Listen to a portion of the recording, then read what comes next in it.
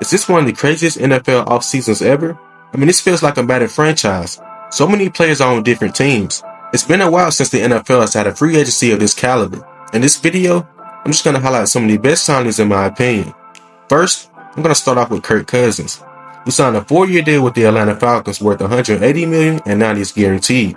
Kirk Cousins might not be a Hall of Famer, but he's a Hall of Famer bag chaser. I mean, getting that much money at 35 years old while coming off a torn Achilles and having that 1-4 record in the playoffs is kind of crazy. I'm not going to lie. But the Falcons desperately needed a quarterback to lead this offense. They had too many weapons to not be one of the best offenses in the league. I mean, imagine having Bijan Robinson, Drake London, and Kyle Pitts, and still having a terrible offense. I mean, they only averaged 207 passing yards a game.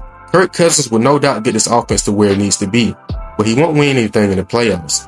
With all jokes aside, the Falcons are a quarterback away from competing, and Kirk Cousins gives them a chance. Next, we had the Baltimore Ravens, who made one of the best moves in my opinion, and signing Derrick Henry on a 2-year deal worth $16 million. Getting one of the best backs for cheap is a great deal. We all know what Henry has done in his career. He's had 5 seasons with over 1,000 yards. He's one of the few backs in NFL history to have over 2,000 yards in a single season.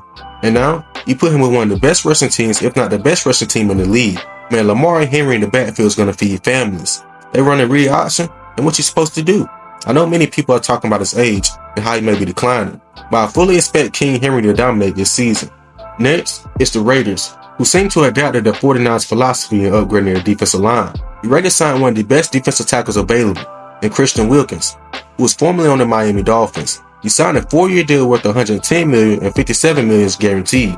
Wilkins had a career year with Miami, known for his relentless effort and ability to stop the run. He improved as a pass rusher and finished with 9 sacks this past season, which is pretty impressive for a defensive tackle. And now, he's paired with Max Crosby, who had 14.5 sacks this past season, and also gives 110% every play. Man, it's going to be tough trying to block those two guys at the same time. Then you had the Philadelphia Eagles, who basically did the same thing as the Ravens by signing another elite running back in Saquon Barkley. Barkley signed a 3-year deal worth $37 million and $26 is guaranteed. When healthy, Barkley is by far a top running back in this league. I mean, when Daniel Jones got hurt, he was basically the whole Giants offense. Opposing defenses were only worried about stopping Barkley, but he was still almost able to put up another 1,000-yard season. The Eagles had the best offensive line in the league. You've seen what Swift was able to do behind that line, and now they have Barkley. I mean, just look at these quads. You must be stupid if you don't think Barkley's going to go crazy. If he stays healthy, he might even lead the league in rushing. It'll probably be between him, Henry, and McCaffrey. The Eagles also made another move. They signed Chauncey Gardner-Johnson on a 3-year deal worth $33 million. This is another great pickup, because he was one of the best players on their defense just 2 years ago. The Eagles were looking all season to find a replacement for Johnson. It ended up signing Kevin Byard, but he didn't come close to fulfilling the role Johnson had with the Eagles.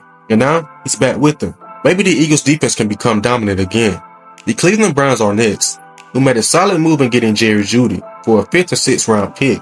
Jeudy has no doubt been a disappointment in Denver, but the Broncos have been a poverty franchise since Peyton Manning has left. I mean, who really wants to go to Denver and play there? Not me.